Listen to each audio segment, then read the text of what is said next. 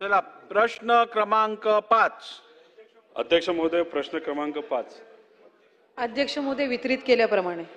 अध्यक्ष महोदय, या प्रश्नाचं उत्तर आम्ही लाडक्या बहिणीच्या बाबतीतला प्रश्न इथं केला होता. अनेक प्रश्न होते जे कंबाईन झाले होते.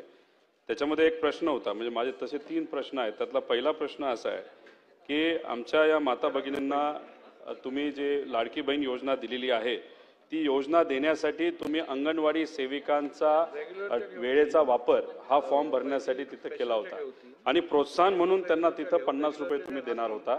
त्याचा आकडा हा तसं बघितलं तर तो तसा मोठा जातो. माझा पॉइंटेड प्रश्न असा आहे की त्यांना आतापर्यंत पैसे प्रोत्साहन जे अंगणवाडी सेविकांना तुम्ही देणार होता ते पैसे मिळालेले नाहीत. ते हे सेशन संपूस तर ते पैसे त्यांच्या अकाउंटला तुम्ही पाठवणार आहात का, असा माझा पॉइंटेड प्रश्न आहे.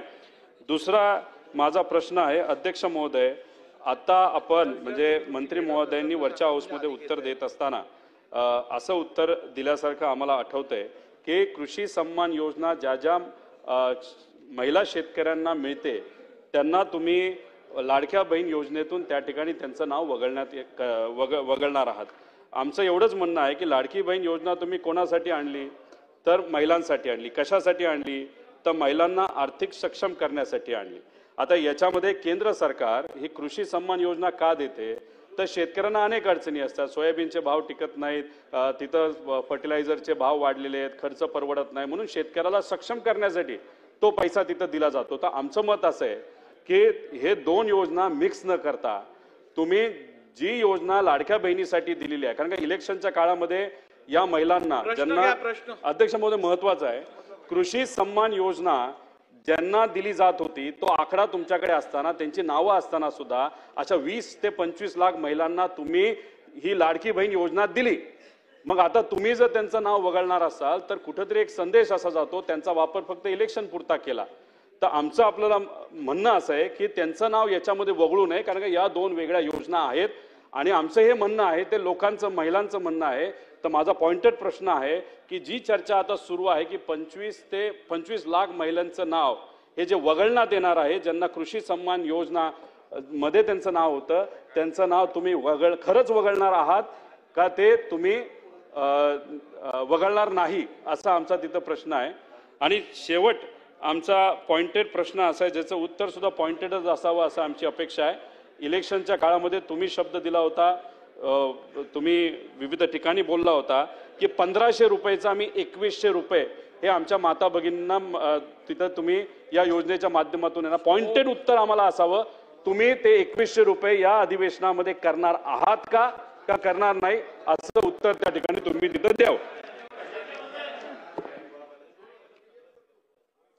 अध्यक्ष महोदय, पहिला प्रश्न जो सन्माननीय सदस्य रोहितजींनी या ठिकाणी विचारला, आम्ही ज्या वेळेला मुख्यमंत्री माझी लाडकी बहीण ही योजना घोषित केली त्यावेळेला अंगणवाडी सेविका ज्या पात्र लाभार्थ्यांचे फॉर्म भरतील त्यांना त्या ठिकाणी या संदर्भातलं इन्सेंटिव्ह हे देण्यात येईल अशा पद्धतीची घोषणा केलेली होती. तरतूद ही त्या योजनेच्या अंतर्गत केली आणि जवळपास 31 कोटीपेक्षा अधिक जी इन्सेंटिव्हची रक्कम आहे ही प्रत्येक जिल्ह्याच्या महिला कार्यक्रम बालविकासचे जे जिल्हा कार्यक्रम अधिकारी आहेत त्यांच्या इथं जमा केलेली आहे आणि जवळपास 26 जिल्ह्यांपेक्षा अधिक त्या ठिकाणी जिल्ह्यांमधल्या ज्या अंगणवाडी सेविका आहेत यांच्या खात्यामध्ये ती जमा होण्याची सुरुवात सुद्धा झालेली आहे.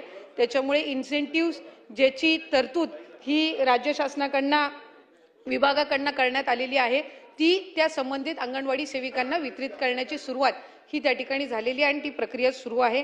या व्यतिरिक्त जो त्यांनी प्रश्न विचारला तो कृषी विभागाच्या नमो शेतकरी योजनेच्या संदर्भामध्ये आपण विचारला असेल.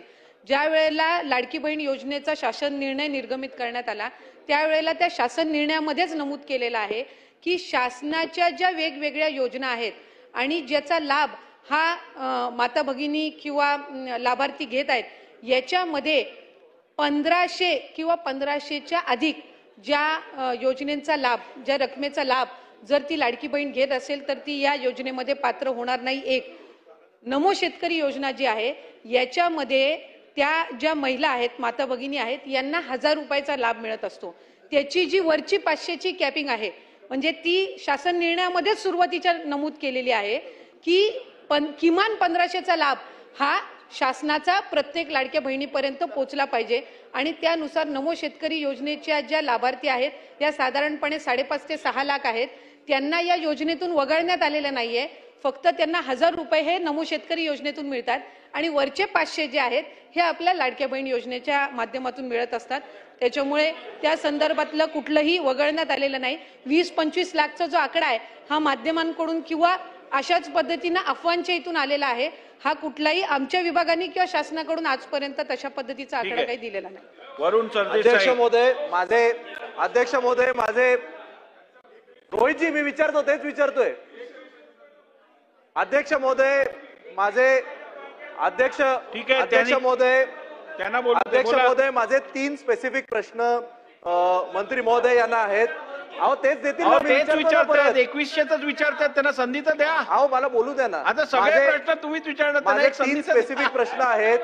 निवडणुकीच्या पूर्वी जेव्हा माझी लाडकी बहीण योजना जाहीर केली तेव्हा त्यावेळी किती लाभार्थी आपण होते. त्यानंतर निवडणुकीच्या नंतर जेव्हा सगळे निकष लावण्यात आले, घरात गाडी असेल, दुसरी योजना मिळत असेल, त्यामुळे एक्झॅक्ट आकडा किती आहे, किती लाडक्या बहिणींना अपात्र करण्यात आलं, ज्यांना आधी योजनेचा लाभ मिळत होता आता मिळत नाहीये. आणि तिसरा स्पेसिफिक प्रश्न, सरकारने सांगितल्याप्रमाणे महायुतीच्या वचननामात असल्याप्रमाणे मंत्री महोदयांनी कृपया आम्हाला सांगावं की लाडक्या बहीण योजनेचे 2100 रुपये आपण देणार की नाही, येस ऑर नो.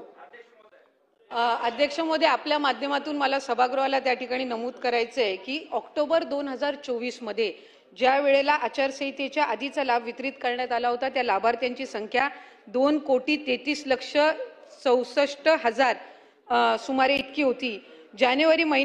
फेब्रुवारी महिन्यामध्ये जो आता आपण लाभ वितरित केला त्याची संख्या ही साधारणपणे 2,47,00,000 आहे. याचा अर्थ असा की आचारसंहितेच्या आधी 2,33,00,000 होती आणि आता 2,47,00,000 आपण महिलांना लाभ हा त्यांच्या खात्यामध्ये जमा केलेला आहे. आणि 2100च्या संदर्भातला जो निर्णय आहे, महायुतीच्या सरकारने ही महत्त्वाकांक्षी योजना आणलेली आहे आणि महिलांना 1500चा लाभ वितरित करणारे महायुतीचं सरकार हे एकमेव सरकार आहे. त्याच्यामुळे त्यांच्या आयुष्यामध्ये हा जो आनंद आहे हा अशाच पद्धतीने ही योजना राहणार आहे. आणि 2100च्या संदर्भातला योग्य तो निर्णय आमचे मुख्यमंत्री देवेंद्र फडणवीस साहेब आणि दोन्ही उपमुख्यमंत्री योग्य वेळी घेतील. लाडक्या बहिणींची फसवणूक होणार नाही ही दक्षता निश्चितपणाने महायुतीचं सरकार घेईल. चला पुढे.